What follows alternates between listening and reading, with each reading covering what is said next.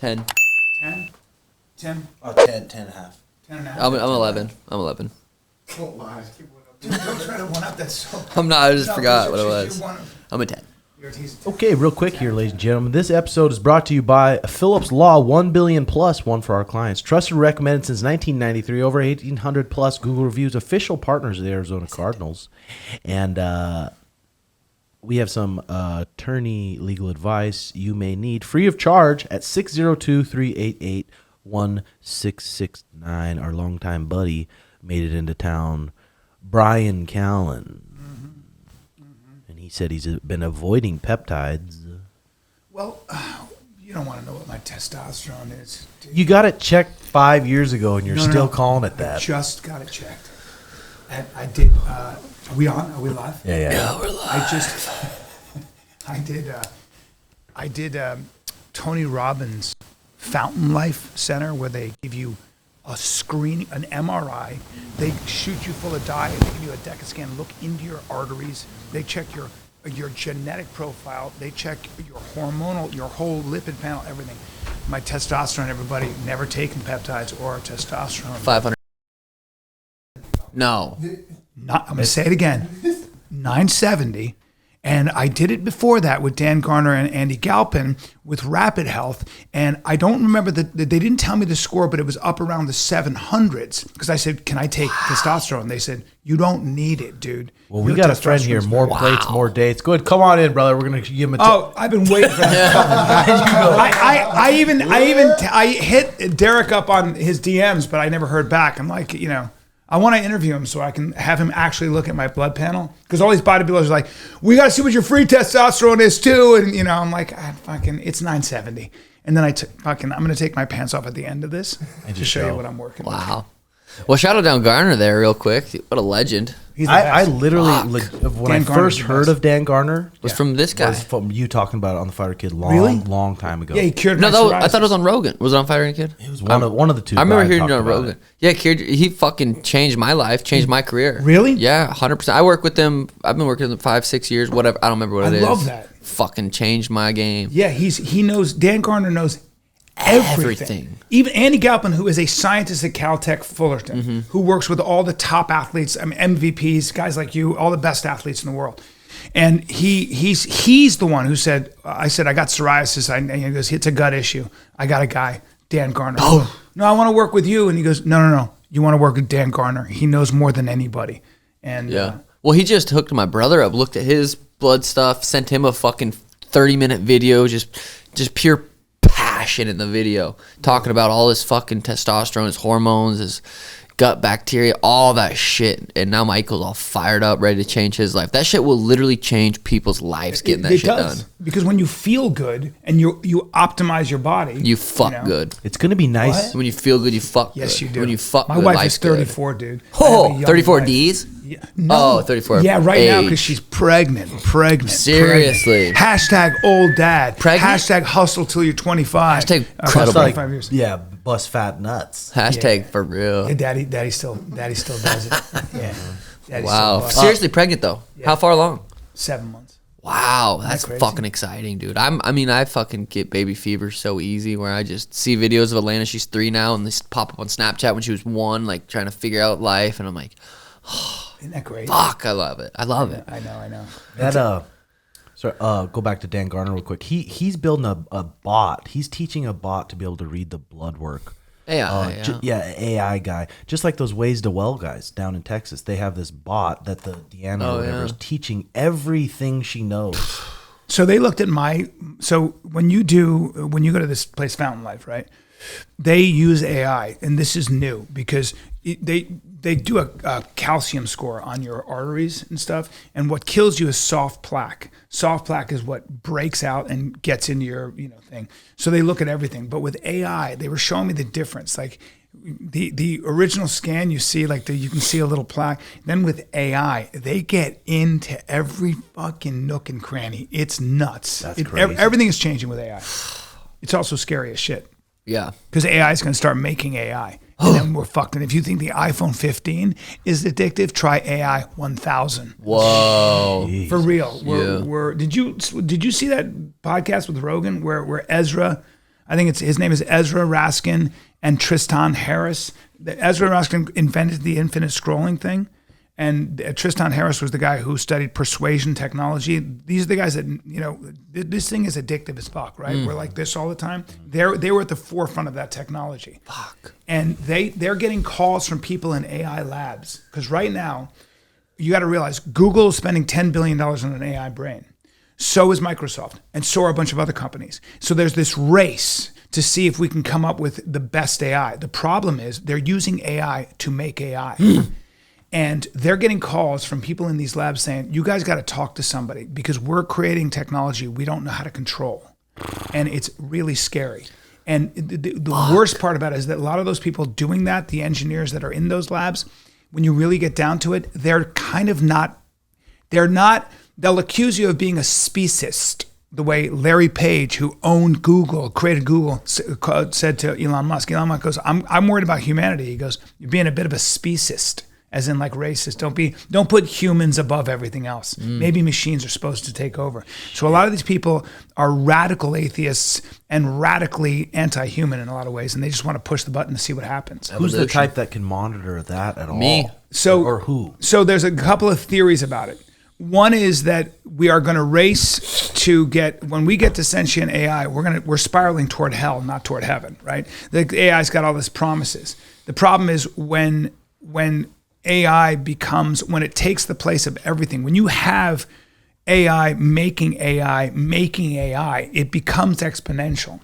And we don't know the ramifications of that. We just don't.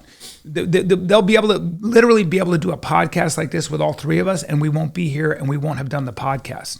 They can already take 3 minutes of your voice, and they could have you call your family, your father, your mother, whoever, begging for help from Mexico, and it sounds exactly like you. So that's the tip of the iceberg. That's why Mexico? I was just place. Curious. Well, that was a little fucked up. Shout out to boy Jay. No, I want to say that I love Mexico. Okay, I just wanted to clear that up. Viva Mexico.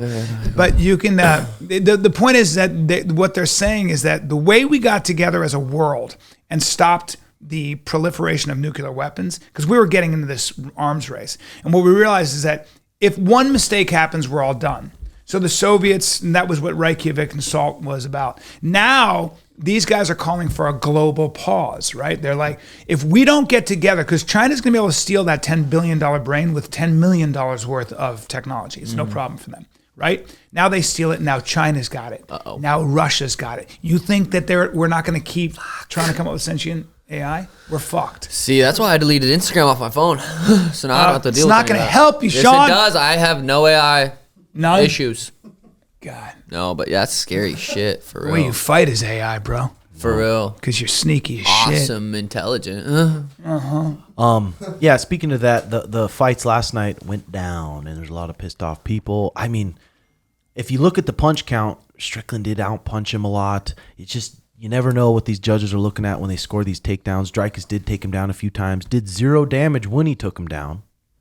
But it just shows you, Dreykus is a beast. He can push for 5 rounds. That specimen of a body can push for 5 rounds. Weird. How do you guys feel about it? Who won that fight? I mean, it was, for me, it was 50-50. I wouldn't have complained either way. I thought, I saw, going into the 5th round, I thought it was 3-1 DDP, but I could have seen it 2-2. It looked like I don't know. It was so tricky. It's hard to guess, but I thought could have went either way. You guys like at your level fascinate me though, because I don't know. It's a really interesting thing because that kind of pressure, that kind of insanity. I know we all everybody trains and everything else, but I feel like fighting on the level that you guys fight at is so unforgiving in the sense that the reaction times and everything, you just can't be in your own way. And you either have that or you don't. You either have that championship mentality or you don't. Did you develop that, or did you always think? Do you think you always kind of had it? Was that your default? I think I've always had the dog in me, but I definitely developed a championship. A lot of guys have the dog, but you seem to fucking figure shit out. That I think it's all the shit I've been doing the last 5, 6, 7 years that I don't really promote as much. Or we talk about on the pod a little bit, but I'm doing.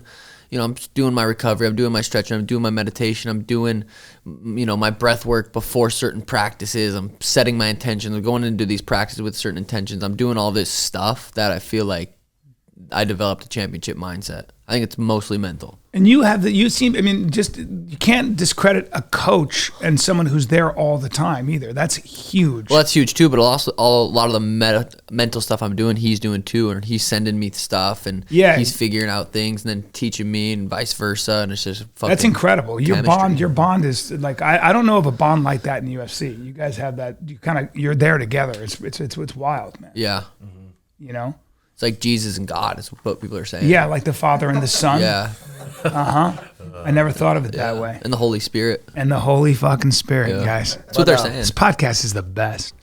I mean, people want to see, some people say rematch, but it's like there's too many exciting fights to have a rematch. I thought they were waiting for that fight to play out to book Izzy versus winner UFC 300. I was convinced. Striker said he's interested in that. He's a tad beat up, but he is still interested. Well, the reason he didn't fight Izzy after he knocked out Robert Whittaker is supposedly he went into that Robert Whittaker fight with a broken foot. Knocked out Whittaker, and then they wanted him to fight Izzy. That's why Strickland got the fight.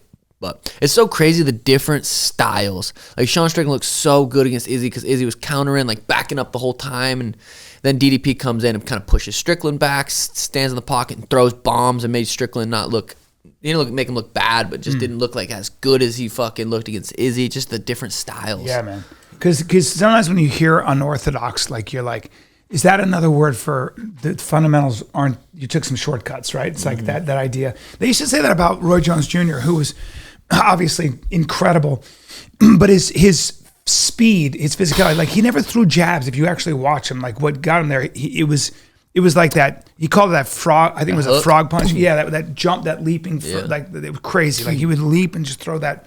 I think it was that from his hip. Yes, but he had the strength and the speed that was otherworldly. He could play a full court basketball game and then just show up and fuck you up.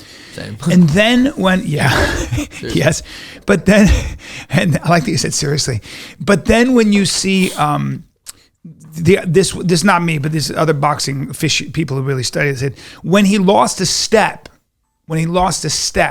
and he fought a guy with incredible fundamentals, he got caught, right? Tarver, or even Prince Nassim. Prince Nassim was fucking he just had that crazy speed, moving around, dancing, hitting you from all different angles. Then Barrera, the baby-faced assassin, that Mexican technician who was throwing like perfect shot, and he just goes, your kung fu's no good here. We're going to stop this right here. I'm going to have to stop this right now. I love that about fighting. But Duplessis was not that. That's not an example. That dude seemed to have... I think he's just... It's interesting, different people's skill sets, and then just kind of mastering their style. Like DDP is fucking awkward, but he just kind of mastered his awkward style. And he kept making him guess. There was no rhyme or reason why he'd switch stances. Strickland did such a good job at taking care of Israel's left head kick, but DDP he was question mark left head kick, constantly changing levels. It's like it's not like he's a master wrestler or a master grappler or a master striker, but just he's a fucking specimen. Yeah. You know how I heard somebody describe? I said, what makes a Delta guy? I was talking to somebody who works with all these guys, And I said, what makes a Delta guy? What's the difference? Like, what is the Delta Force guy? Like that elite SEAL Team 6, Delta guys. But when you ever hear like anybody talk about the tip of the spear in the military, they seem to talk about Delta Force with hushed tones because they're like the quiet professionals that you never hear about. And you'll see them. They don't look like these giant guys. Sometimes they just look like a regular dude and everything. And I said, what is it? What's the one thing? And he said, they're exact. And I was like, what do you mean? He goes, he's like, they're not the best, they're not the strongest, they're not the best shot, they're not the best. They just do everything really well. They do everything across the spectrum on a high level. You don't have to be the best, but you have to be really good at everything. Yeah. Like incredibly well-rounded. That's what fighting is nowadays. You can't be fucking good at striking and just good at you got to be fucking almost excellent in one area and great in every. It's the level of fighting is there was some good fucking fights. Dude. The Tavares or whatever versus Sydney or something, so the bantamweight fight the other day or yesterday. Did you see that one? No, where are we? Oh, that's right. I was FaceTiming you watched. That fight was a sweet fucking fight. I was so high watching those fights though. It could have been. Is there anybody that you've ever watched in the UFC that you marvel at? Is there one fighter that you just, I don't know, kind of are still in awe of, or no at this point? I mean, in other words, I would imagine at your level, you can see the, I can't see the magic. Like, you can see behind the curtain. Like, you can see what they're doing, right? I'd say Islam. Islam's so fucking scary. I had a nightmare that I had to fight him. I woke up and I was like, oh God, thank God that was real, because I would knock that motherfucker out. Oh shit! No, you said it here first. No, I actually woke up and I was like, oh fuck, I thought I was gonna walk out and fight Islam. You mean just because the way he can just grab onto you and just he's so well rounded, just skilled as fuck. But I'd say Islam's probably like that next fucking level. What about Izzy? Right when he came back and knocked out Pereira, that was fucking sweet. That had to have been one of the coolest moments of all time in Incredible. UFC. With what he was going through going into that fight In Miami. this big monster. Rematch, huh? that was my favorite. That might be, in a lot of ways, I don't know, maybe I was kind of, it makes you believe that anything's possible. Yeah. Like, you see courage, grace. You see, it was beautiful. It was. Fucking, like, and when he was literally he was like 1, 2, 3, right hand. Sorry about that. Dude. Yeah, 1, 2, 3, 4. Smoke. And I don't think he was rope-a-dope. I don't think he was rope-a-dope. I think he was fucking compromised, got his leg kicked kind of hard, fell back against the cage just in defense like he was. I don't think it was like, oh, I'm going to sit I think back. he did talk about it, though. Once he did talk about it in a video that Pereira, when he starts teeing off, his head's sitting right there. Well, not only his head sitting there, he's punching from here. Part of that is like he wants to bring you in by bringing his head there, and you're like, oh, there's your head, and then he was hitting. If you look at it, he was hitting with his hands here, and I think Izzy knew that. Izzy was like, he hits from down here. That's a bad habit as I'm watching. Damn, imagine if you can't make this now, but Izzy versus Pereira at 205.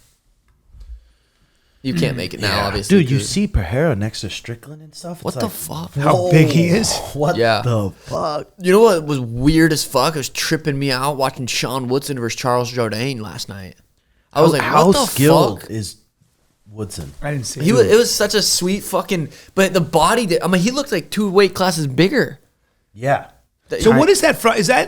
Is when you watch those guys like that, is that old school boxing? This fucking shit? Yeah, I mean, like, is it... From Woodson, he had a good long amateur boxing career, Yeah. but he's super long. Not like the fastest guy in the world. His reaction time was so good. But watching those guys that, like, aren't super, super fast and just expert at that style. They know your patterns. Yeah. Oh, That's what they sweet. said. Remember, I can't remember who was fighting him, but it was like he was fighting Roberto Duran.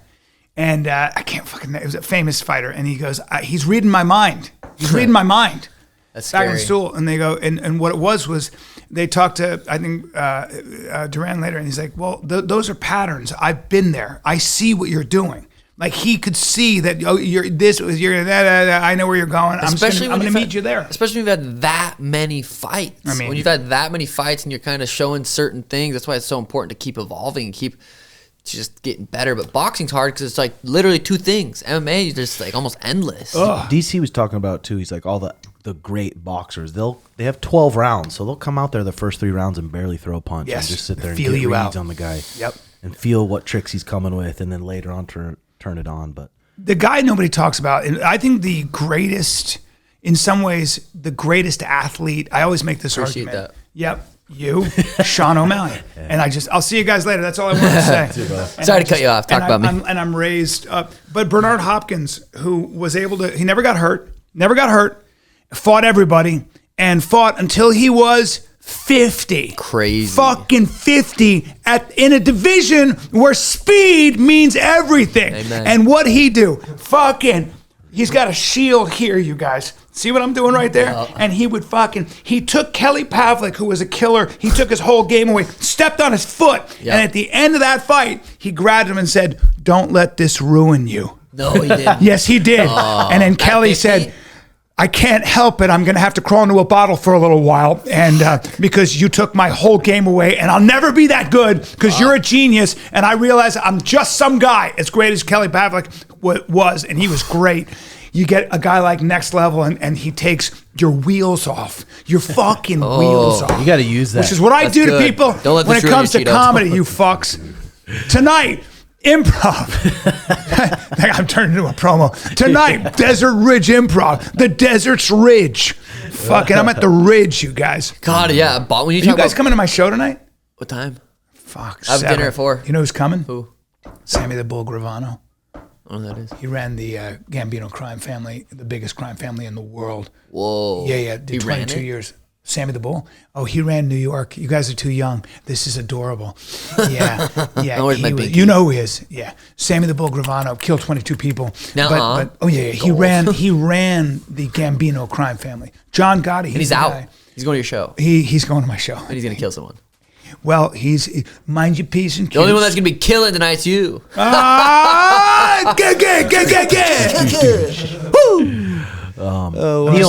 Neil Magny versus Mike Malot. Oh my God. Good. I was so happy for fucking Magny. Sweet. Did you watch the fight? Yes, I was so happy for him. That was so sick, dude. I'm so glad the ref stopped it. Just because I'm like, the ref was like thinking about it, and it's like 30 seconds left. No, 20. It was 10 seconds left. 20 fucking, it was, yeah. But that kid's a stud. Yeah. He's got a tailpiece on him. He's got a Sean O'Malley tailpiece on him. Everyone talks about Yeah. it too. It says just like this wealth of knowledge. Maybe he just needed that. And Well, someone humble. who just gas tank doesn't run out. Neil Magny's not super strong. He's not super explosive, but he's got that fucking gas tank and that leverage. And he literally broke that kid. Yeah. That was so sick. He did. He broke him. That was so sick. You need to have those experiences, though, right? That's either going to demoralize the kid and change him forever or fucking light a fire on him. Yeah, we'll see next fight. When are you fighting? March 9th, 7 weeks, 6 weeks, 6 days, but who's counting? My heart's 48 already days. beating. I'm already excited. Miami, rematch. Yeah. Yep. It's going to be incredible. I like both you guys as people. Yeah? You're both colorful motherfuckers. If you had to guess right now, what's going to happen? What's going to happen? What's that? What's going to happen in that I don't bet fight? against the champ. I don't bet against Sean O'Malley. I'll never bet against him again. Because I did. Again? Well, no. You were young. The truth comes out. No, you were young. Doesn't The truth mean he comes hates. out. He's You were being young, honest. and I hadn't seen your wrestling. You were dealing with people. You were fighting certain people that had been fighting for way longer and were insanely technical to the point where you want to talk about great boxing. They're just different things. And great wrestling. You've taken them all, and you're not supposed to be that good. I'm sorry, but you're also like these guys had this state of the art. You're in Russia. You're doing, and then you just show up and you just rise to the occasion. What was one you weren't sure about? The Peter or the Aljo? What was one was more? Well, I thought Peter Yan is such an insanely good boxer, and he does shit that you can't see. He'll do shit like with Aljamain in the first fight. He was stepping. He was taking this tiny step and throwing a jab. Tiny step, throwing a jab. Tiny step. His corner didn't see this. Tiny step, throwing a jab. And then he goes like this, and he kept catching. And Aljamain was like, fuck this. And he fakes, and Aljamain comes right. Aljamain moves into his right hand, and he throws the right hand. Those details are, and oh, by the way, he's got sambo, he's got crazy hips. He does everything. I didn't take him down. What? I took him down. I know. Yeah, I'm just letting That's you what know. I'm I was just saying. telling He does people. everything so well. He's as good as you get, and he was a pro boxer, and he's got crazy experience, and he's a fucking psycho competitor, savage. Yeah. And I was like, I don't want Sean to fight him yet. And then you come out there and you do that shit. In Abu Dhabi. It's not. Then the craziest thing was your speed and your ability to time that Aljamain. Aljamain's a fucking monster. Were you clinched up a bit when Aljo had him on the fence in the double? Yeah, I'm a mess. Early on. I'm a mess when I watch him fight. I hate watching people who I'm friends with fight. Yeah. I hate it. It's tough. I can't handle it. I still have to watch Shab fight. It was the worst. So, but again, it's that X factor, and it is what it is. I show up. Yeah, you show show up. up. You're also going to have a whole life after fighting. You're different. So I appreciate that, brother. March 9th. this is the bell. That's the replica belt. The real one's at home in my Pretty much bathtub. same thing, though. Oh, I guess not my bathtub anymore. Oh, It's so hung it up. crazy. Pick it Yeah. up for a little bit. That one's not It's as too heavy. heavy. It's Oh, too sorry, heavy. you got high It testosterone. burns my hand. Why is real it so one. hot? I Why is pissed that on hurt? it. He pissed hot. Yeah, I pissed on it. Yeah, that's the one thing about O'Malley. Steroids. Every time I look at you, I'm like, trend, Yeah, Deca. well, I'm fucking with my traps. His head looks like a summer squash. My nips. Last one on that fight card was the Arnold Allen, that 18-0 Movzar. Yeah, supposedly Dana went off on the press conference saying that it was like not a good fight and shit. I was reading the comments on his press conference. I didn't get to it on the press conference, but they were like, "Wow, how is Dana talking shit about this fight?" I mean, that little Such a sick Russian, 18-0, so fast twitch, like a crazy good wrestler. Arnold Allen's number 4 in the division. His balance on the takedown defense, he was just doing everything right. It's just that Russian was just a little too strong. I didn't see the fight, but I know he lost, right? Yeah. Did you see when Charles Jourdain and Sean Woodson, they announced Sean Woodson won, but the ref raised Charles' hand? And so they were like, fuck. And then it's like, no, you won. That would be a crazy emotion. Especially if you got knocked out and they said you lost, but then they said, no, you won. That'd be even crazier. Yeah. And then, how many weeks is it before we got Ilya and Volk? February 4th? You know what I just realized?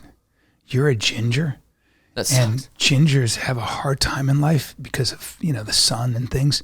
But no, I'm just saying, listen, hear me out. I even have some jokes about gingers.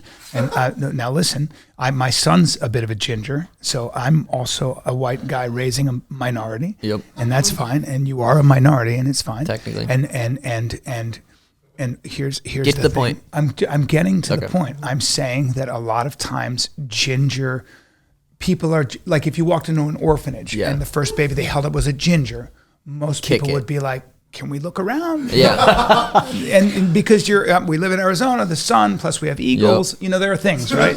And I'm saying that, but, and then gingers have a hard time typically getting laid because you don't hear a lot of women, even in Scotland, where you guys are from, say things like, I want a man who's tall, pale, and orange, right? I'm saying, but I'm getting to a point. The point is, Tim, you're a handsome fucking ginger, and you pull it off. He pulls it off. He's kind of a ruddy, burly fucking ginger. And it just dawned on me that you're as ginger as it gets. Yeah. And I never think of you as a ginger. Yeah. You cut right through the fucking red, dude. Well, or orange, I should say. Congratulations. Yeah, thank you. Isn't that crazy? Was that that was a good take? Yeah, Clip that shit up and put it up everywhere. Orange. I've been watching this show, Gypsy Rose, the Amazon. Have you seen it? Are you familiar with it at all? I've heard Gypsy of it. Rose. Yeah. So 9 years ago, whatever. Yes. She and her boyfriend killed the mother. She just got out of prison. Yep. And they're doing a whole Amazon series on it. I'm pretty much done with it right now. It is fucking mind-blowing that it's real.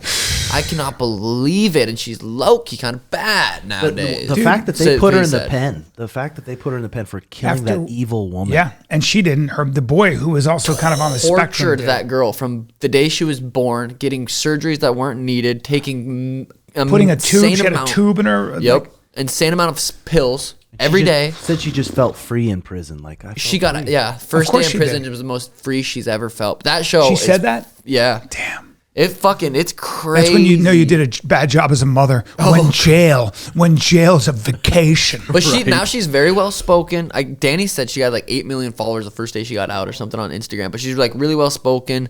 Like obviously got much to do in prison, but seems like she did a lot of work on herself. But that poor girl's gonna deal with shit forever. I always think about that. Like there's so many bad things, right? And they always say that the world's opposites. You need bad for good, but with that kind of darkness, when people navigate it, though, when they come through it, there's something that they have that no one else has. Yeah. It's almost like God, they always say, is found in the darkness. Not when you got the belt over your head. It's found when you got no other choice but to fall to your fucking knees.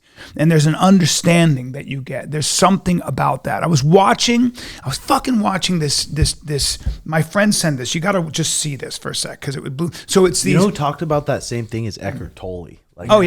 Going through shit like that where you're in the absolute bottom, it brings you some sort of different kind of enlightenment. Yeah, I mean that's like only the blessed few. I mean, I think it was Nietzsche who said, "I wish for my children, if I ever have them, I wish deprivation, I wish isolation, I wish pain, because it's the only way you become a fully realized person." The idea behind the Vedanta is if the door is very easy to open, anything behind that door is not worth it. If the door is impossible to open, if it's always trying to shut on you, even when you creak it open a little, whatever is behind that door is gold. What kind of things are you going to do for your kids? Well, that's the fucking question. What I mean, the again, it's like if your child has never flown commercially, you should probably be arrested for child abuse. You know, you cannot. That is the biggest.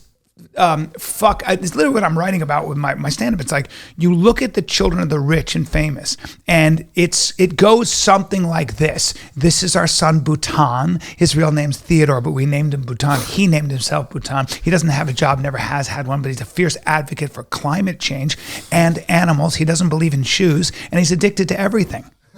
You know, that's and high anxiety, right? And that's what it is. Because without something to push against, you're fucked. What about exposing? Like right now, I'm exposing Elena to cold plunge, and like she's fucking spoiled. She's gonna be, and I'm gonna make sure it's not too bad. But exposing her to stuff like that. Well, I think that's great. But with my son, for example, my son knows that he's got a cushy life and everything else. But my son knows that he's getting his black belt in jiu-jitsu.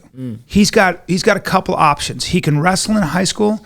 He can wrestle in high school, or he can wrestle in high school, because certain sports are so hard. Yeah. And, regardless of how he grows up, when he's 18, 19, 20, he's going to have earned a black belt in jiu-jitsu. That's not easy. That's a bitch. And when you learn how to accomplish something like that, what happens is you can apply the art of learning to anything else. Yeah. And I don't believe, my problem with discipline and like punishment, discipline can suppress behavior, but it doesn't inspire behavior.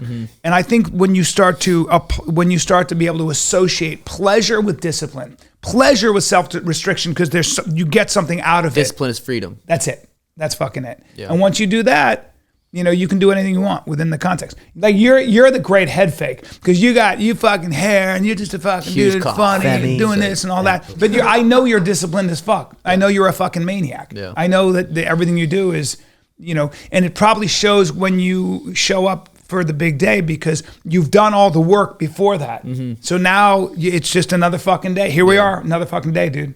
Here we go. Yeah. I can't wait to be in your corner. I'm going to say really helpful things. I'm very glad you're going to be in my corner. Yeah. That's the thing, I guess, just, putting them in sports where they can really push themselves, get anything, uncomfortable, though. not let them out, not let them just quit because it's too tough for little Tommy.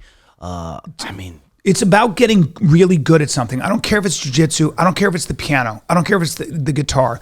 Find a tactile skill as a child that they get really good at. It should be probably something physical, right? Because your brain and everything else, and anything you get really good at, you want to learn about yourself. You want to get to know yourself.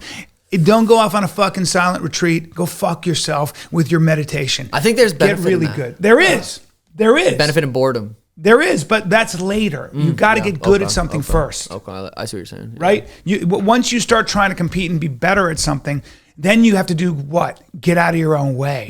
You got to learn how to talk to yourself. Silence That's chaos. What it is. Yeah, I think too, having Elena raising her on a farm, something about her walking out to her chickens, grabbing the eggs, something so fucking good for kids. I feel like, maybe not, I don't know. I wasn't raised like that, but I had like an intuition or like saying I wanted to raise Elena like that. I do. I got chickens. And my buddy has one in Austin. Yeah. And he moved from LA. Mike Catherwood, who he is? Great guy. Mike's so funny. Mike Cather? Mike Catherwood. Oh. He was on with Drew, Dr. Drew. He had that show, Love, whatever the fuck it is. On Spectrum, yeah. Sorry. Fuck, man, dude, fuck, Tim. Fucking bullshit. It's not Love of the Spectrum. So he goes to Austin, the outskirts of Austin. He has a farm. He's going to raise chickens and he's going to raise goats and he's going to raise all kinds of shit. Problem is, Austin's hotter than the fucking sun, okay? And by the way, you got to wake up and feed your animals. Yeah. Here's the other problem. You got guinea fowl, you want to raise them. Good luck keeping all the coyotes and all the fox and all the snakes and all the birds of prey. I ran a coyote out the farm the other day. Yeah. We have snakes in there. They're the good snakes, supposedly. There's huge owls out there every night. Yep. I lost one chicken last summer from the heat. I haven't lost any other chickens from any other things. Will those owls take out a chicken? Owls will take cats. Owls will take chickens. Owls will take everything they can grab. This is a big fucking owl. There's a big couple, owls. 2 or 3 owls. Birds of prey. And when they fly, you can't hear them. Do you ever see that thing where they showed a different animal? That's a really good owl, dude. Thank you. I swear to God, I thought there was an owl. I know. I tried to get close. Because my spirit animal's an owl. Me too. I randomly got an owl on my chest. I said, "Cover this shit up." Is that a real owl? I said, "Cover this shit up." I got totally distracted. That's the nicest body I've ever seen. Fucking in person. pepperoni nips. Yeah, right. They're fucking dimes. Nips. Anyway, One thing I'm proud of Sugar about, because for the longest time he's been fucking helpless as all get out. Yeah. But finally he got a grill and he's cooking his own steak. Are you enjoying the process of cooking the steak? Well, you sent me a picture of the steak. Couple and it looked steaks. Phenomenal. First of all, you were the biggest hater. Chickens weren't gonna lie. I got chickens when they were babies. I raised them. Yeah. They were 2 fucking weeks. And every fucking podcast, every day he would tweet, "Sean's chickens aren't gonna last." And if I wouldn't have hated, you'd probably. No, I committed. You got into the competition minds. I'm gonna fucking raise these chickens. Dumb fucking redhead. By the way, by raising chickens, It's harder than you think, bud. I mean, this is raising chickens. Here you go, some feed. No, it's not, let's not be too crazy. When he's trying to get chickens that are full grown, already laying eggs. I fucking took 3-4 months to raise my chickens. Oh, really? To be able to lay eggs. Took some babies. Yes. Now, do you let them pasture? Free range. Yeah. They get out there and they shit on my porch. They eat a lot of bugs and insects all day. So you know what my buddy did to save all his animals? Hasn't lost an animal since in Austin because you got to deal with fucking mountain lions. Oh, yeah. They're gonna take your goats, everything. Well, he got himself a couple Anatolian sheepdogs. Damn, I've been thinking about something like that, bro. Anatolian. Oh yeah, they can. A baby lamb over there, like any other dog's gonna be like, I gotta eat that thing. Mm-hmm. Anatolian sheepdogs, they're like, everything's safe on my watch, and if I see a fucking snake or a hawk, the hawks and snakes know that. Really? Dude. Do they protect chickens? They protect every fucking thing. Any dog. We'll look that one up, son. Or put that. Thank you. Yeah, Anatolian sheepdog, and they're keeping shitheads off your property too. They're no joke. Yeah. They're big animals, great family dogs, but they're serious. And all they do is sit around. Are they Muslim? They may as well be. They come from Anatolia. They come from the mountains of Turkey. Oh, okay. So yeah. Are they dogs or turkeys? So, I'm confused. I wonder if they could they're handle dogs. They're beasts. They're from Turkey. They're from the Ottoman Empire, Sean. Could they handle Phoenix heat, you think? Fuck yes. Fucking Phoenix heat. They laugh at Phoenix heat. Wow. You ever felt Austin heat? Just as bad, dude. Just as bad. Is that more recent or has that always been like? I feel like that might be more recent. Well, see, here's the thing about. Phoenix heat is one of Dante's rings. Hold on, where's my camera? That's a literary reference. I read, but it's too hot here. Yeah, it's like living in Siberia when the winter hits. Like you have to stay inside, right? You'd think I'm out there jogging and shit. Well, it's a dry heat. Yeah, it hurts. And you have a long neck, so you don't do well in the cold. Let's skip that one. It's getting thicker. It is long. Well, you do. That's a deep insecurity I have. I know. Measure your neck compared to I know his. it is. I have a thick neck. You see this chain though? Yeah. Been working. It's not. It's just like. No. There's an insecurity there, and I know I can look at a man. I know exactly where he's insecure, so I had to hit you right away, and that's fine. I have to. That's a little jab. That's just how I get. I would be 5'7" if I didn't have this neck. You know what? My height's in my torso and my neck as well. Yeah. So I have the same problem, but you make up for it. You got a tailpiece on you, and you got long legs. Yep. But having said that, there is something about the cold. You and I wouldn't do well in the cold. No, we're not from Montana, bud. I know. Oh, you are. Don't do well in the cold. No. The heat, beautiful. Put me in the hottest place. Mm-hmm. You look more bear-like. You can hunker down in the cold. Yeah. Yeah. Well, from Great Falls, Montana. He's from Montana too. Yeah. He hibernates. Yeah. In the summer. Yeah, not me. I don't see him for like 3 months in the summer. It's fucking wild. He literally sleeps. Yep. In his cool chili pad bed for 3 months. It's fucking wild. Never seen anything like it. Really? Speaking of, I just got woke my turtle up from hibernation, my tortoise. He was out for like 2 months. It was so weird. What's your tortoise's name? Turbo. Turbo? Yeah. It's a great name. I had a friend who has she named her Spit turtle. it out, bud. Sorry, I get so nervous around champions. She named her turtle Fury. Whoa. It's hilarious. Like Tyson Fury. Yeah, or it's just Fury's great for a turtle because they're not furious. They're slow. But anyway, let's get back to you being proud of me. Do you feel more? How do you feel cooking your steaks? Are you enjoying the process, or is it just stressing you out? It's so fucking easy. You literally just fucking turn it on, put the meat thermometer in there, set it to how you want it on your phone, and fucking wait. But how do you prepare the meat? Do you smoke it a little first? Yeah. You smoke. You start the Traeger smokes for however long it takes to heat up. Yep. And then I fucking pour the season on there. Room temp. You don't sear it first? I'm not into that yet. I'm literally day one, day two grill guy. Yeah, then I'm not talking to you about steak. Okay. That's fair. Yeah, because you're amateur. And well, I hit it with a sear and I keep it room temp. There you go. See, that's someone you can talk to for sure. Because you got to get. Man, you just got unaware of a fucking bump, dude. You can't just join the gang like that.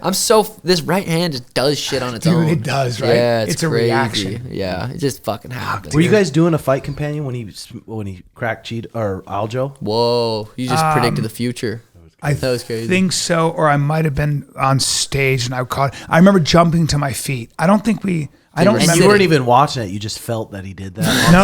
No, I saw that when you hit him like that. I was like, oh my God. I watched that fucking 10 times. People don't understand the skills punching backwards like that. Oh, you step, boom, you just went bang, bang, and the speed. I was like, that motherfucker, just bang. I think people watched it in the slow motion so many times. They're like, why didn't you move? Why didn't you just look at him? They watched it in slow mo to where he goes like this. That timing, dude. You just went you step back and the way that I watched it, something like that, you just turned it over and you punched down. It was like, hey, shut there. There's your chin. I was like, oh, fuck. I want to do that one time. Didn't grapple once for 6 weeks going into that fight. Are you serious? I heard that. We hit mitts. I fucked my rib up in sparring.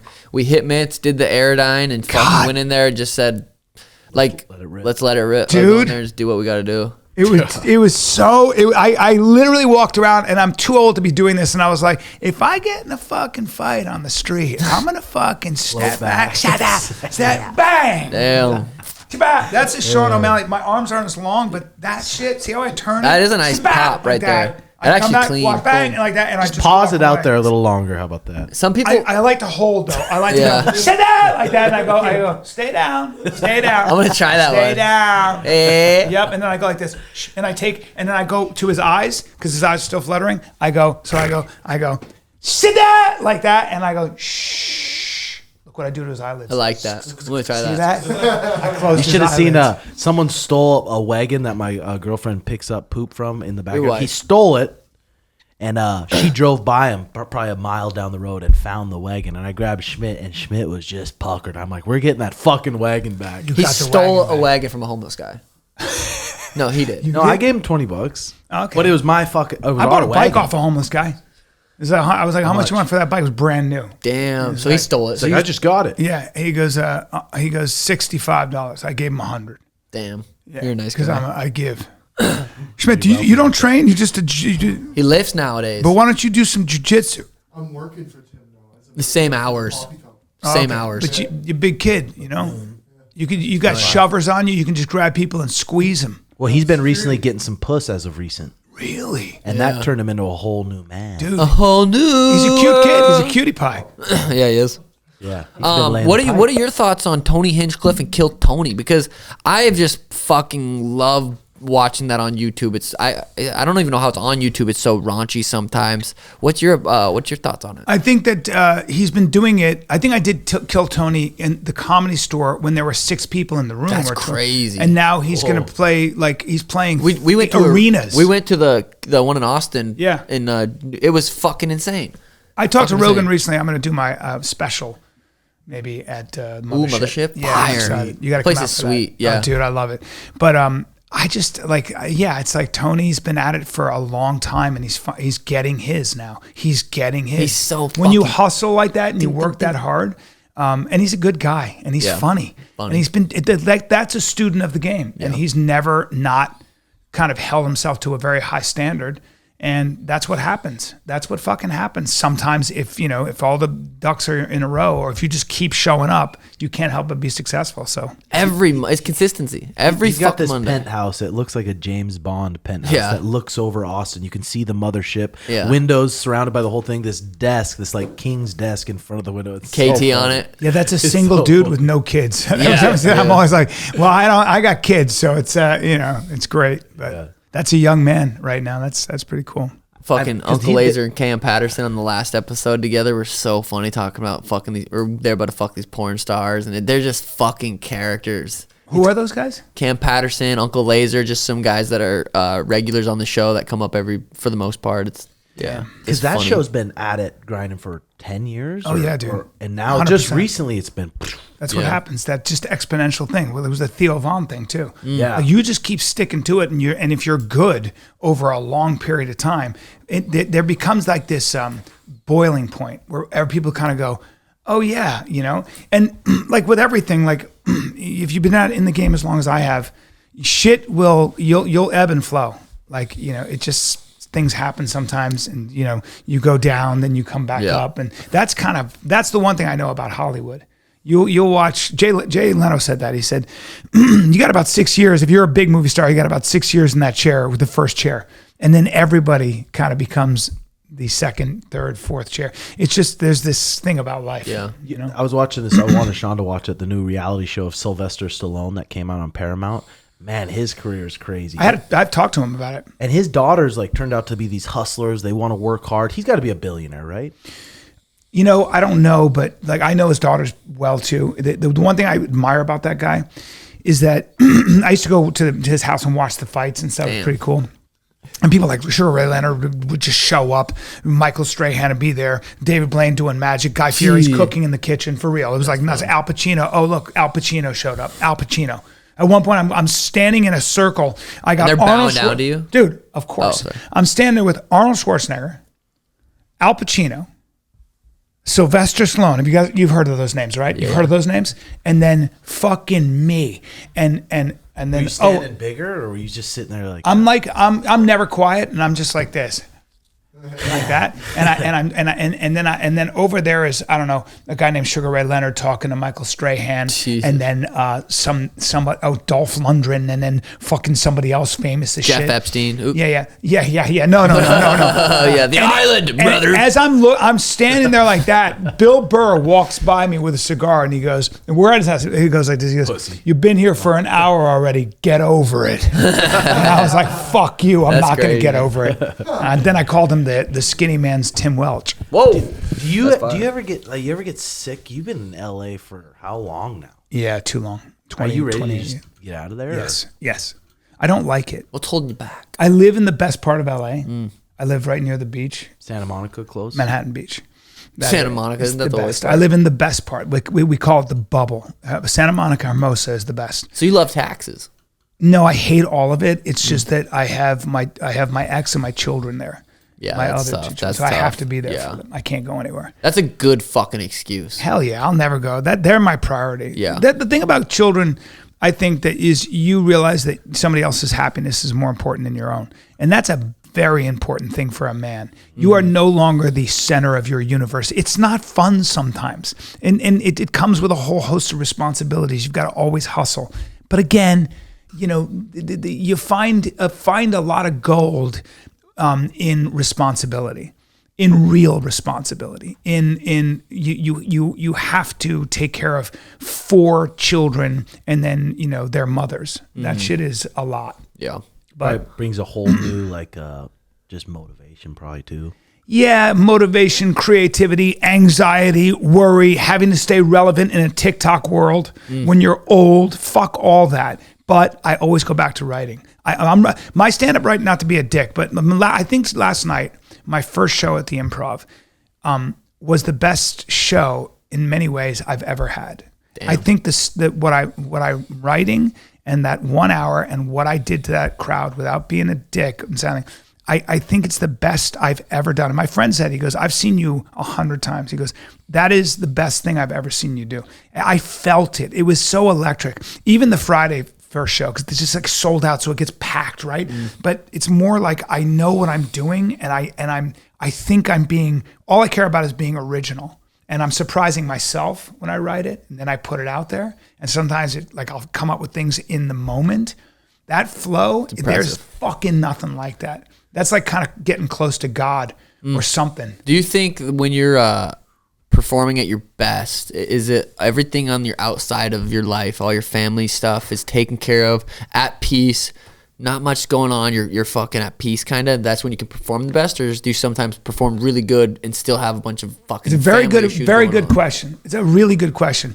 My answer to that is I believe if you're lying in one aspect of your life, if you're not telling the truth, if you're not, and you know what I mean, if you're lying to yourself, if you're lying about your relationship, if you're lying about something in your life, I don't think, unless you're a sociopath, you get away with it. I think it puts a governor on your expression in one way or another, because with that comes something like shame. Now, if you're listening to this, this is very difficult. It's very difficult to be truthful across the board. What we do is we go, I'm a really good guy, but I'm fucking up just over here. There's this weird thing where we have to have a little bit of dysfunction, you know?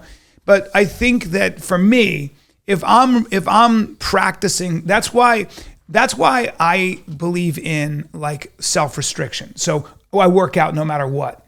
I fucking torture myself. I don't drink. I eat a certain way, because all of those things make me feel strong. They make me feel strong, like I have command over my appetites, but also I try to be the best father and the best husband I can be. I wasn't always that way, man. I wasn't always that way. I fucking was a misfit. I ran it hard like a comic. Like Horned up. Dude. What you have to do to grow. I feel you have to go through that. You have to go through gotta that. experience You it. got to, because I was like, I'm one of God's favorites. Yeah. The rules don't I still apply, feel and like I'm that. fucking going. Rock and roll. Let's rock and roll. We're all comics. Yeah. Fighters the same way. It's Yeah. like, let's just get crazy. But you don't get away with that. You know, my favorite, I heard fucking Jordan Peterson said, in my 35 years of being a therapist, a psychoanalyst, I've never seen anyone ever get away with anything even once. You can twist the fabric of reality for a while, but your problems will come back to something you did even like however long ago. You were fucking around, you were being a fucking idiot, and you didn't get the results. The karma is just, you get what you deserve, not what you want. So don't blame anybody. I don't give a fuck. You know, like Rogan sells out arenas. Andrew Schultz sells out arenas. I sell out the Improv if I really hustle. That's nobody's fault but my own. I'm blessed and I'm happy, but you know, if you're not willing to do everything that those people are willing to do, then don't complain. But I'm sorry about the long answer, because I do think you're right. If you were really serious about being original and doing something special that people want to see or come to, I think your life has to be disciplined. Yeah. I think everything has to be in order. Because when it's not, man, did you hear Connor talk about that? Connor said, when every time I say I'm going to do something and I don't, it's a defeat. It's a defeat. It's a defeat. I'm going to eat this. I'm not going to eat this. I eat it. That's a defeat. I'm going to go to bed at this time. I go to bed 2 hours later. That's a defeat. Now I get in the ring, and all those things accumulate. Now I gotta dig deep. Fuck, man, I'm so used to just kind of giving myself a little leeway. That was fucking crazy. I was like, dude, it never ends. It never ends for athletes. Fuck. It never ends for any of us. I don't want to get, I mean, that's fucking good, and I don't want to get too political too, but the whole arena last night was yelling "fuck Trudeau." Joe Rogan was talking about it. That's what they were yelling? Yeah, fuck Trudeau, the prime minister. Yeah, because I know why. No freedom of speech. They're limiting their fucking. No, I know why. I know why. Because there is a group of people in this country who they all come from the same zip code, essentially. They've all gone to the same colleges, and they are in the upper echelons of our mainstream corporate media. It used to be journalists were blue collar dudes who hit them and gals who hit the pavement and spoke truth to power. They would find corruption where it laid, and they would just write an article, and they were like, this is the truth. Now you've got corporate media that is more responsible to ratings. It's easier to purify your echo chamber, but I think more importantly, you have a group of people that are controlling the narrative. They are in big tech, they're in the media, they're in politics to an extent, at least on the left-hand side of the aisle.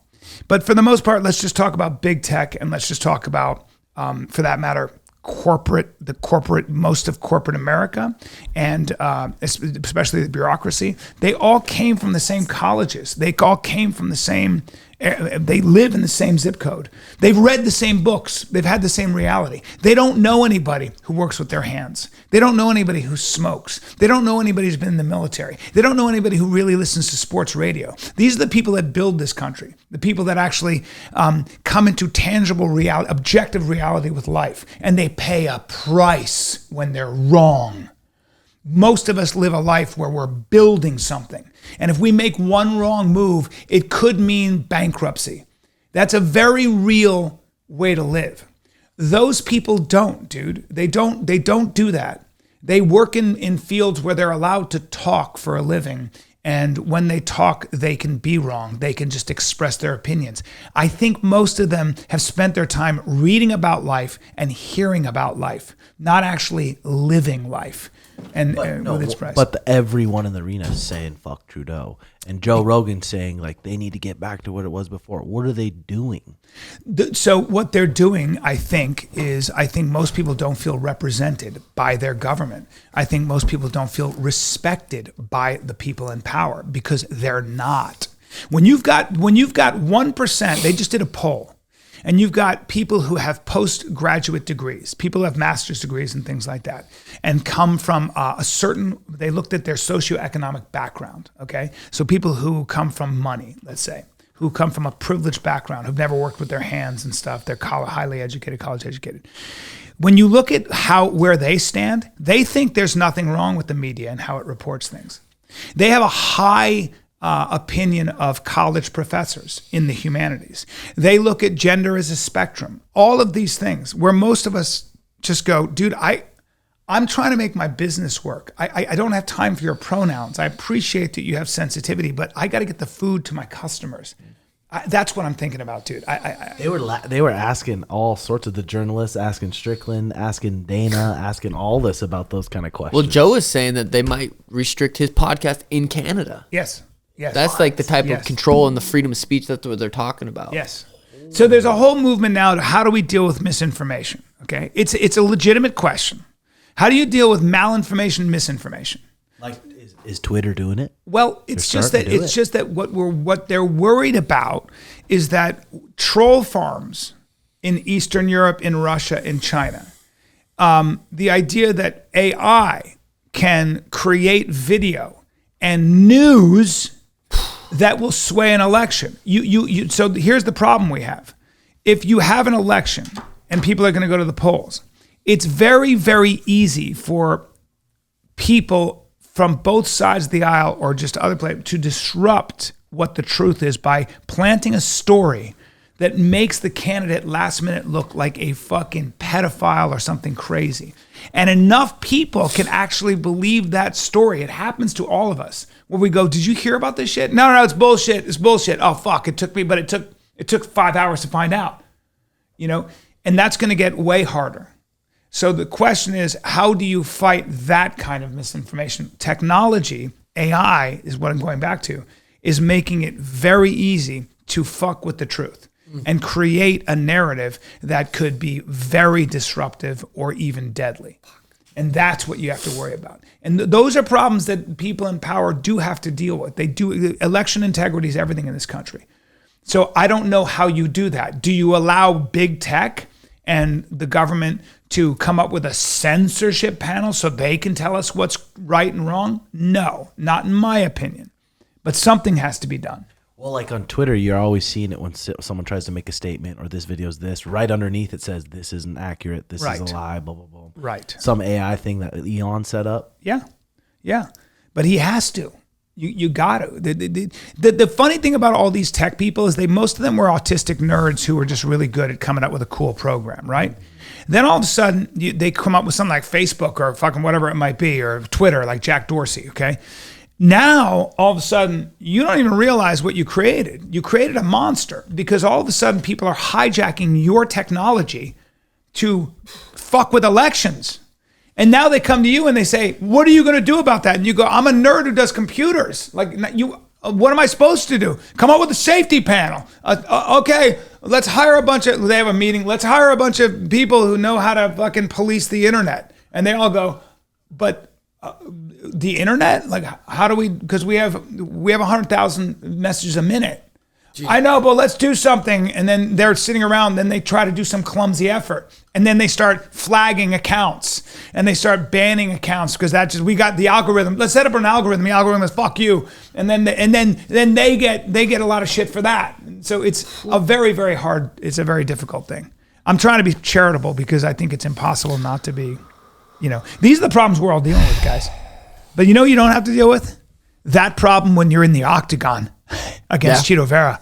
Yeah, I don't. You guys just got to fight the guy in front of you. You know what I'm saying? Yeah, I do. I know what you're saying. 7 weeks, 6 weeks, 6 days, 48 You're not 48 counting. days. No. Big cage, main event. Big cage, main event, Miami, pay-per-view, UFC 299. The whole card's looking stacked. They're saying, which sold out. They're saying it's going to be a 6-fight main card, supposedly. So that's what which sucks. Because that realistically, that means I'm fighting at 1 a.m. At least. I fought in Boston probably around 12, 12:30. Really? Yeah. Because East Coast. Fuck. I know. So what do you do? How do you stay warm? Dude, well, I just don't start warming up till late as fuck. But Saturday, all day Saturday. So I weigh on Friday, and I don't fight till Sunday.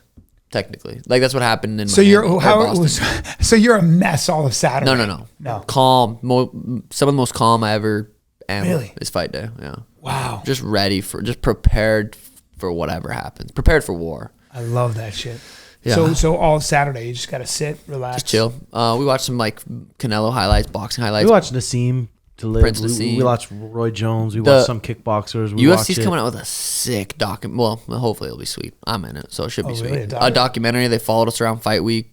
They were in the back filming the whole. Like we were just warming up, waiting for the fights to be over. They were Just there kinda weeks before when you hurt your rib, and we talk about it. It's a cool documentary. Or how scared we are because of the rib. But Dude. it's supposed to come out on Roku, right? Sounds so. I don't really know. And hopefully it comes out before the fight. They want it to come out in March, or they want it to come out in March. But it should be a fucking sweet documentary. That's incredible, man. Yeah. Now what about weight cutting? Is that a bitch? You know? Yeah, a fuck yeah. motherfucker. It's so. The worst thing about fighting. Yeah, they were filming all of it, so I mean you'll see pretty much everything. But yeah, I feel it like you weigh as sucks. much as I do right now. I'm 157. Oh, okay. Yeah, You're 45-ish. Tim, I'm not saying Tim, that in any. you're Tim, 170 at I have least. a There's you see my neck? official scale. We'll go out there. Yeah, after I'm this. 173 probably right now, and I haven't eaten breakfast. We'll take off the sweater. We'll check. I have big legs. What? I felt your hips. You do It's- feel strong. I can tell you Saw got a that little too. grappling in your background. Yeah, I've done some grappling. Bubba. Yeah. I felt do. the neck. Yeah, I've done some flow grappling as well. Yeah, Toe hold grappling. saw that. Yeah, you see how calm I get when I talk about grappling? I'd love to That hear is how you serious. were talking to Henry when he came to your show the other day. Henry Cejudo? Yep. I felt like I was cheating on you. I'm not going to lie to you. Kelvin Gastelum was there. Did you at And least? were you saying I secretly hope you wrestle fuck Suge? No, I feel like were you respectful and got down on your knees, made eye contact, eye level. No, that's Don't I'm laugh. not going to fucking even entertain that question. I'm being serious. He was in there there were a lot of Olympians. Was he tall enough to get in there? I'm not going he to get ID'd? I am not going to get into that. Look, he's actually taller than I thought, but that's. He had his lifts on. I guarantee he had his lips I'm on. not going to get into this. Okay. That's. Oh, you have to wear. Okay, yeah. No, he was in there. They called them the Henry Extenders. Gastelum was there. Gastelum, when you see Gastelum, I like Gastelum. who's 5', 5'9", maybe 9, yeah. and he gave Izzy fits. Like when you, that's That when fight you is one of the realize. sickest fights of all time. That's when you realize how Actually. tough he is. Yeah. Gastelum is he's made of different material. Like you Yes. touch him and you're like, Jesus Christ! Like he's Just just, that Mexican tough. oh, he's Yeah. as tough as it gets, and he's just When great. he knocked out Bisbing. Oh fuck! At You being know- 5'9", southpaw, knocking out these guys. How about Tim Kennedy? I mean, he's Yeah. a fucking monster. Monster. Yeah. Like when you look at him, you're like, you're not supposed to be able to reach people's faces like that. You're not supposed to be that talented. But you know who they were with was Helen Keller? Morales. Oh. Helen Morales. was she cute? Oh, gold medalist. the wrestler? Oh, Blondie. gorgeous. Damn. She's so fucking pretty. She's so pretty. It's like a little disconcerting. Imagine her just cradling you. Oh, dude! And she was just beautiful and sweet, and she was with this other fighter who was gorgeous, Victoria Anthony, Yeah. jacked. You're just looking at my friend was like, dude, they're so hot. I'm like, just calm down, dude. Shut the fuck up. First of all, they'll fucking take you down right now because you're too light in the ass for them. But they were, they were gorgeous, and then, but it was a group of people, and they were at the show, and that's all I'm going to say. And we had a lovely time. There was a lot of tequila drinking and a lot of rabble rousing in my green room. Did he have his gold medal on his chest? He did not have his Yeah, gold medal on his right. chest. It was tucked in. He did not. I still extended my offer if he wants to learn how to wrestle. You know, Aljo took him down 4 times, right? You know don't that. That's a remember stat. that. Was it That's a 4 stat. times? It was 4. Was it 4? Yeah. And he I went know. over 2 at me. So I just extended my offer, a little. If he wants to work. Okay. I don't know if he's got it yet, so I'm just making sure. Well, but you don't want to be wrestling with Henry because that's your hands are full. I'll teach him some stuff. shut down some I just takedowns. feel like that's not a. Let's keep. I'd let's put keep him Henry at on his distance. back. I would put Henry on his Sean, back. we got to keep him at a distance. We can't decide to get into the wrestling thing. You'd be surprised. I would be surprised. I'm surprised. not betting against you in any context. I'm just saying Henry's gold medalist. He's a wrestler. You think you could out wrestle me? Well, that's where I'm saying this. If I'm in your corner, don't clinch. Get away from him. Break and punch and kick. No, I'll admit he might be able to almost take me down, but still, I don't know.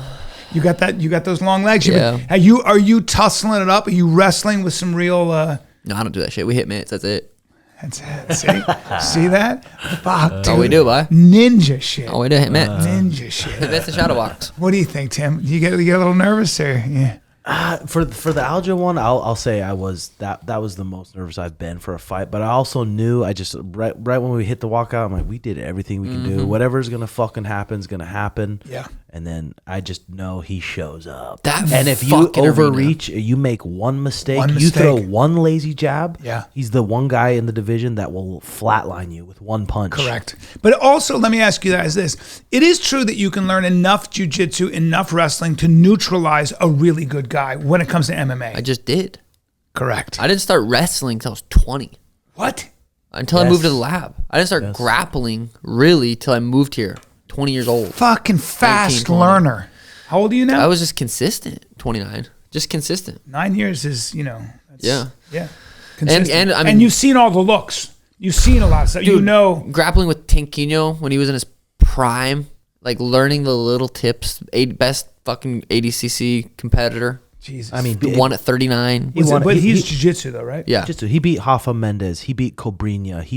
He won the ADCC He's in 2020. considered one of the best of all And so, time. and you tussled with him for a long time. Trained with him? years. 6, So 7 you're years. You're seeing all the looks. At the style that gives me the most trouble, he was that guy. Really? And I was able to But what about the Dagestani kind of like? He's that type though. When he Yeah. gets on top in half guard, if he gets on top of you, You're in big you ain't getting up. Really? You ain't getting up. Really? Yes. He does that to grown men, black belts, 185 pounders, 200 pounds. He'll do that to them. But are We've you watched it. getting any guys in there who've played Greco on a high level who are?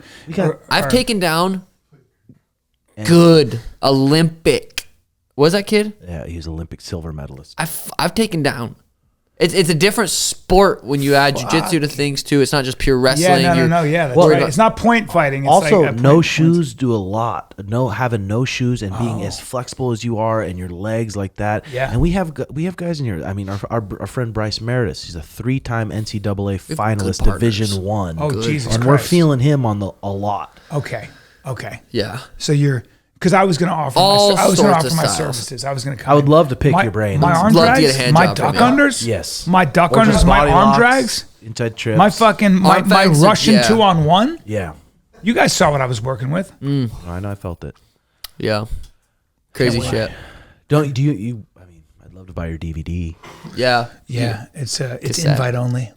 It's like my podcast, Off Limits. It's only you invite can get it only. with only NFT. Are you ripping up Off I Limits need pod? you guys on my podcast. Is it a Patreon or? Nope. It's called Off Limits. And the reason I called it Off Limits is because the shit I talk about, you guys can finish that sentence. Do you see Shane Gillis's secret pod? The secret show he has is the #1 podcast on Patreon. They're making $250,000 a month. Oh God, these guys are making so much Bro, money. I Shane gotta was figure this out. was in Texas when we were partying. We got faded. Yeah, he's Supposedly, I he's heard great. after though he's going for Chito. Well, you know what? Let him talk. I'll knock Shane out. I swear to God, shake Shane. No, take it easy, dude. He didn't mean it that way. Listen, let people bet against you. I had a crazy fucking drunk convo with Duncan Trussell when in Texas. I had to text Tony and say, "Yo, it may sound weird, but was Duncan there? Because I swear to God, I talked to him. Was he on? But was he also on? I don't know what was happening, but I told Tim, like, dude, I swear to God, I talked to Duncan. And Tim's like, he wasn't there, and I was like, There's fuck, he might not have been. There's a lot of stuff you can get into in Austin. There are a lot of psychedelics floating around. Yeah. Do you fuck with psychedelics? Sometimes I get so high on marijuana, I feel like I'm on psychedelics. Yeah. But Yeah. So marijuana is your drug of choice. yeah, and caffeine, marijuana, caffeine too, are my I see. go-tos. Yeah. Yeah, I love that. Fucking, I love this coffee. He made it, big Boy, Schmidt. boy. Did you put sugar in that? What'd you put in Raw. We had a little bit of raw. Usually my girlfriend of Wife. 13 years, 13 almost years. 14 years. So whatever. My You keep me, yeah, but you just kind of fighting that thing where you just kind of. I'm still kind of an independent guy. what are the We kinda no? meet What as are the divorce individuals. lawyers call it? It's called Stupid? domestic partner. Oh. almost a domestic partner or a pair bonds. It's a beautiful pair of bonds I have. Wow. But usually she makes the sweetener with honey, vanilla, and cinnamon. Wow. And puts it in there with But she was busy. most quality milk, most quality beans. But she barrel races, and that's her main focus, She I guess. barrel races. Yeah, she's a Really? professional barrel racer. She's a She's professional nice. barrel She's a racer. beast, yes. Dude, you got to know your fucking horses, man. Ask me if I can ride a horse. Can you ride a horse? Break a horse, brother. Oh, that was hard. Holy shit. That made my dick kind see of that? tingle. That was You cool. saw And then you that? sip the coffee. Yeah. Break horses. I love that. That was the- fire. The sipping of the coffee, you know? Could I was gonna see if I could try it, but Go ahead, I watch this, don't watch think this. Okay, it watch, doesn't watch. hit the same. No, let's try it. You ride a horse, Sean? I break horses. Nope, too fast. See, I just didn't. Here's think I here's had why. Because you got too fast with the cup. You got to. You don't move too much. You gotta. it. Was it just a lick? Was it just a flick of the wrist? Yeah, just I did the whole elbow. You know, Give him a like shot. If I'm looking Yeah, at give me you, if one I'm, try. all right, ready? Tim, you ride horses? Too much movement. Boy, you're taking a long time. Too much movement. horses. Yeah, that's good. You can do a lot into a cup. What you know? podcast are you doing now? It's off limits. We'll see. You'll see it in the theaters. See that? It's just you take your time. You take your time. You know. like that. Ask me is my favorite thing. Let's pretend I'm a special ops soldier. Ask me if I've ever killed anybody. Hey, Brian, I heard you're a pretty badass dude. A lot of people talk about it. Have you ever actually killed somebody? Never stop to look, brother. Never stop to look. See what I'm saying? That is good. I got a question for Yeah, you, go ahead. Brian. Yeah. Is it true you're on Jeff's island? We start shaking. You see that? You see that? You see that? No way. Yeah. Okay. Guess you'll have to wait for the video. The black book comes out soon. So it's all that. Just take your fucking time. You know. yeah. You move at your own pace. Yeah. Wait, I had one limits. more. Yeah, off limits. Fucking dude. There's a lot of shit going on. We covered a lot of ground today. I feel. Yeah. Are we live? Yeah. The jokes. We lost footage, Joel. What the fuck, No, dude? no. He's Mexican. You coming to the show? Any of you guys coming to my show? At the fucking Deserts Ridge. Where's that at? Is that What, Phoenix in the or earliest Glendale? time, 7. Well, only one show tonight. 7. One tonight. Two And then you shows head Friday, back home 2 shows. tonight? No, Monday.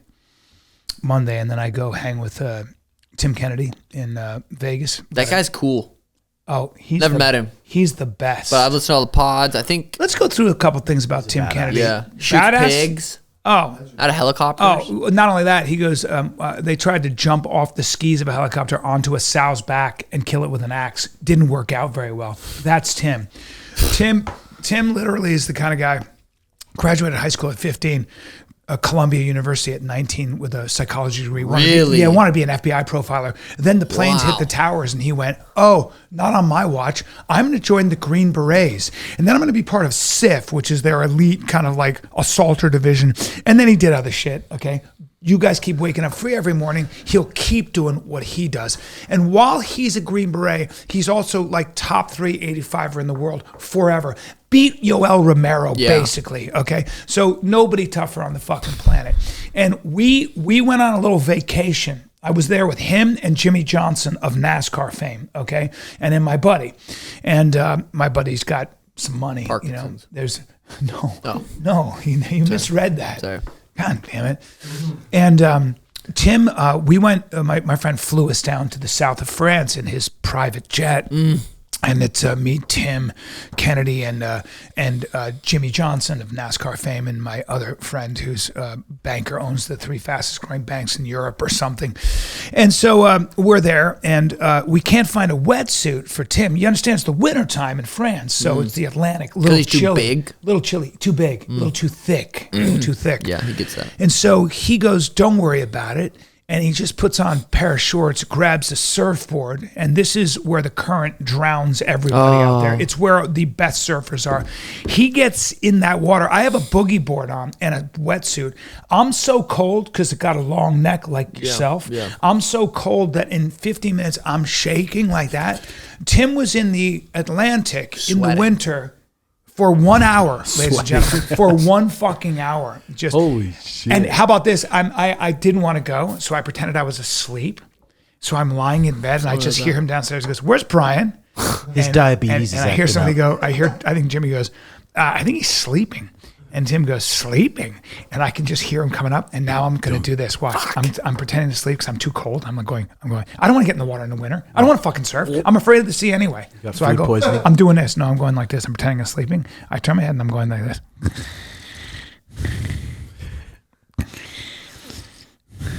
So I'm breathing like I've got like things. Like I'm congested. breathing ugly, just so for sure I'm breathing. sleeping because who would ever? I'm going. And I just feel this operator, this guy who works only at night. The Musk. This fucking, I just feel the bed sink because he's got 2 fists on either side of my torso. And a little poker in the butt. And I feel his mouth here, and he just goes, "I've killed people in their sleep. I know when somebody's faking it. Get the fuck up." Jesus. Licks your ear. Yeah, That's basically. scary. Yeah, and then I tried to wrestle with him. That's smart. Try to do some shit on the beach. To pin him down and say, "Listen here, bud." Tried to tussle with him, and then he that didn't go well for me. He got on top of me, crab rode me, and I couldn't move. And he drew a heart in the sand in front of me like peace. that, and then grabbed the board and ran into the. And then I had to go get gynecomastia surgery because I grew bitch tits immediately. Yeah. Listen to him on Rogan talk about when he's in Afghanistan and helping with the babies, and they're on the barbed wire and the fires, and I'm just like, holy fuck. Dude, he's the real deal. He's a man. In every way. He's a man. I did this. I feel Did like you a ever see bitch. I did this show, I do this YouTube travel thing called Best Of with Bryan Callen. And he took me a year. He took me through the day of like shooting and close quarter combat and stuff. And it was so fucking cool. Fuck, I need to get good at that.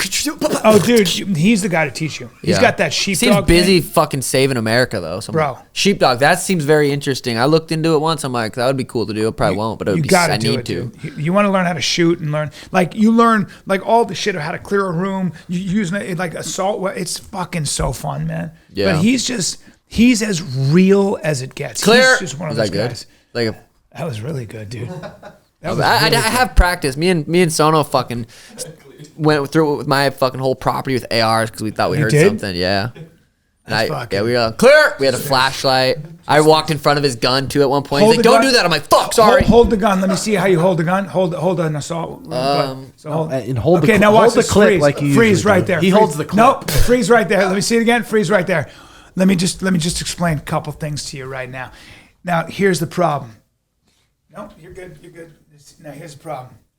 I don't know why you got this wing here, because I'm going to take that off, all right? Why don't we tuck that in there? Oh, wow. You know what I'm saying? So I just saved your arm. You got, Jesus Christ. I feel bad for anybody who has to fight you who isn't at least 200 pounds. Yeah, me too.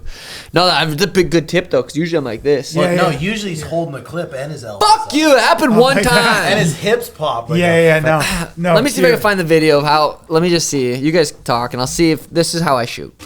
Yeah. And then if you judge me, judge me. I don't even It's care. okay. I don't even It's care. okay. I don't use a gun when I do my stuff. Yeah, I told that bum too who took my wagon. He's like, "I'll go tell the." I said, "Tell the guy that we have cameras now, and if he comes through the property, there's going to be a bullet in his head." Remember that, Schmidt? Damn. Yeah, I was pissed. Damn, I wasn't dude. really pissed. I felt You're bad. the kind of guy that doesn't need a gun, though. You could just kind of grab him, give him a good old squeeze off. You know what I mean? This is me running a mountain. It's different, but this is how I shot. I don't know. Oh, that's good, dude. I like Just that. him shadow boxing. Dude. Oh, look at that, dude. Your hip movement is amazing. That was me sprinting. Look at the way you run a mountain. You didn't go all the way up, though. You didn't go all the way up. I like how high your knees are. Clearing a fucking, You run the way Matt Damon did in fucking Born Identity. Yeah. So that's just like what shit me and Tim do out of camp. That's incredible. Or in camp. That's incredible, dude. The way you move your hips is fucking... Yeah. Look at that. It just happens when you shoot. Ain't no virgin here, motherfucker. No, hell no. I want to get tattoos. That looks like Lil G just got one on his fucking foreskin. Yeah, I mean, forearm. They call you Little Jesus? Lil G. You got that little teardrop tattoo, huh? His name's Jesus. Yeah. It's a flower. Jesus. Fuck. Well, ladies and gentlemen, thank you, Uncle Brian, for coming on. Yeah, thank you, Uncle. That was beautiful. Always good to be here, boys. I love you guys. You got any shows coming up around? I'm going to be in Louisville, Kentucky, March. Shout out Jack Harlow. Mm-hmm. Yep. Feb 31, March 1. You come see Daddy in Louisville. And I got my whole schedule at bryancallen.com. So if you like to laugh hard, when is this going to air? Tomorrow. Mañana. All right. Mañana. See? All right. Perfect. Other than that, check out I don't think you were done. sugarshop.co. I don't think you were done talking. He just kind of like interrupted No, you. listen, I've done a lot of talking today. Okay. And I have to go do my calisthenics and take my Kung Fu class. So I'm going to go fucking shove my ozone up my ass, so. Dude, your center here has really expanded. I'm loving what you got going here. Yeah. This is crazy. Thank you. And you got kind of an empire. You're building something here in Peoria.